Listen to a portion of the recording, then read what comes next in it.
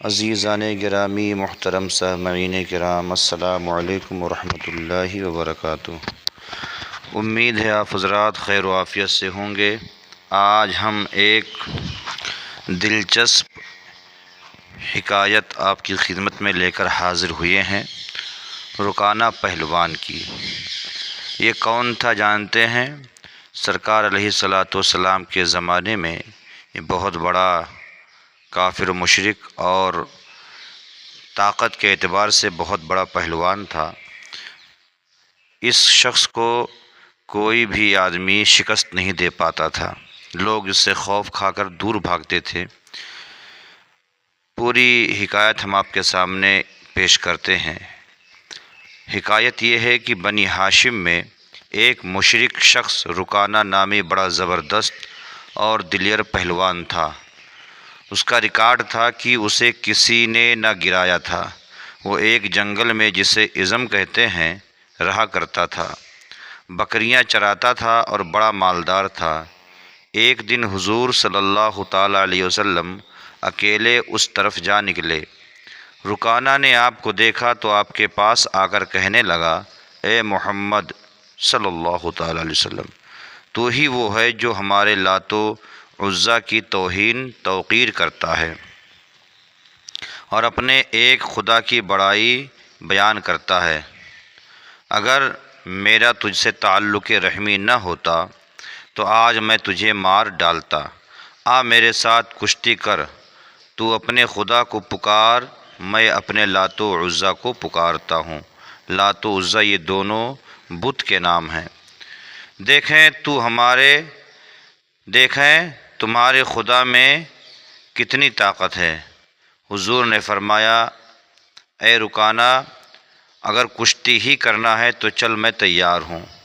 رکانہ یہ جواب سن کر اول تو حیران ہوا اور پھر بڑے غرور کے ساتھ مقابلے میں کھڑا ہو گیا۔ حضور صلی اللہ تعالیٰ علیہ وسلم نے پہلی ہی جھپٹ میں اسے گرایا اور اس کے سینہ پر بیٹھ گئے۔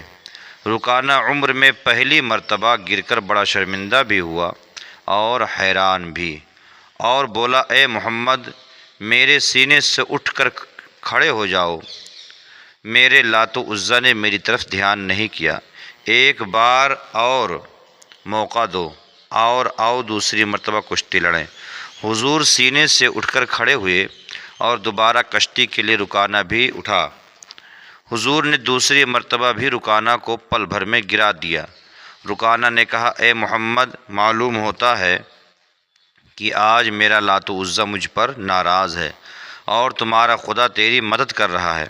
خیر، ایک مرتبہ اور آؤ، اب کی دفعہ لات و عزیٰ ضرور میری مدد کریں گے۔ حضور نے تیسری مرتبہ کی کشتی بھی منظور فرمائی اور تیسری مرتبہ بھی حضور نے اسے پچھاڑ دیا۔ اب تو رکانہ بڑا ہی شرمندہ ہوا اور بولا، اے محمد، میری ان بکریوں میں جتنی چاہو بکریاں لے لو۔ حضور نے فرمایا، رکانہ، مجھے تمہارے مال کی ضرورت نہیں، ہاں مسلمان ہو جاؤ تاکہ جہنم سے بچ جاؤ۔ وہ بولا، محمد، مسلمان تو ہو جاؤں مگر نفس جھجکتا ہے کہ مدینہ کے لوگ اور مدینہ کی عورتیں اور بچے کیا کہیں گے کہ اتنے بڑے پہلوان نے شکست کھائی اور مسلمان ہو گیا۔ حضور نے فرمایا، تیرا مال تجھی کو مبارک ہو۔ یہ کہہ کر آپ واپس تشریف لے آئے۔ ادھر حضرت ابو بکر اور حضرت عمر رضی اللہ تعالی عنہما آپ کی تلاش میں تھے، اور یہ معلوم کر کے کہ حضور وادی عظم کی طرف تشریف لے گئے ہیں، متفکر تھے کہ اس طرف رکانہ پہلوان رہتا ہے، خدا نخواستہ حضور کو ایذا دے۔ حضور کو واپس تشریف لاتے دیکھ کر دونوں حضور کی خدمت میں حاضر ہوئے اور عرض کیا، یا رسول اللہ، آپ ادھر اکیلے کیوں تشریف لے گئے تھے جبکہ اس طرف رکانہ پہلوان، جو بڑا زور آور اور دشمن اسلام ہے، ادھر رہتا ہے؟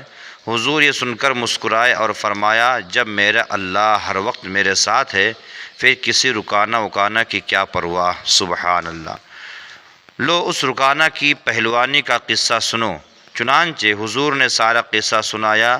حضرت ابو بکر صدیق رضی اللہ تعالی عنہ اور حضرت عمر فاروق اعظم رضی اللہ تعالی عنہ سن کر خوش ہونے لگے اور عرض کیا حضور وہ تو ایسا پہلوان تھا کہ ابھی تک اسے کسی نے گرایا ہی نہ تھا، اسے گرانا اللہ کے رسول ہی کا کام ہے۔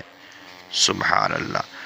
ہمارے حضور صلی اللہ تعالیٰ علیہ وسلم فضل و کمال کے منبع و مخزن ہیں، اور دنیا کی کوئی طاقت حضور کے مقابل میں نہیں ٹھہر سکتی، اور مخالفین کے دل میں بھی حضور کے فضل و کمال کو